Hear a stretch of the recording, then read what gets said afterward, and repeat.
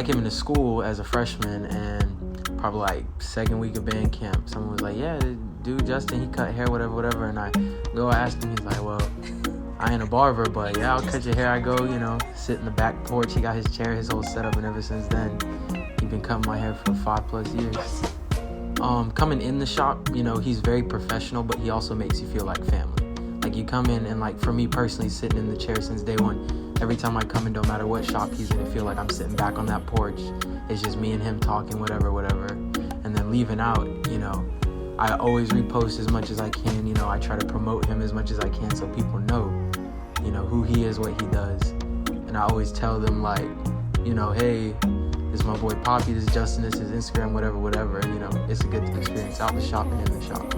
Probably the communication, like the environment, not only him, the people around him. As soon as you come, it's like, yo, what's up? Hey, how you doing? Whatever. You sit in the chair, he make you feel at home. He's like, man, how you doing? How's this person? He makes it real personal. And he's an intellectual. So you sit here, you have the best conversation with him, and you'll not even notice the cut go by.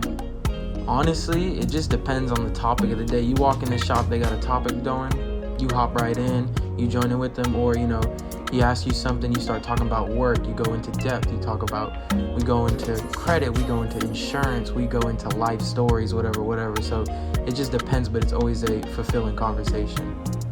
Keep up what you're doing. Don't let people discourage you, because he's making a name for himself, he's making a brand for himself, and he's doing good. He's skyrocketing through all these other barbers and this and that. So just keep up what you're doing, because you're already in a good place, and it'll only get better.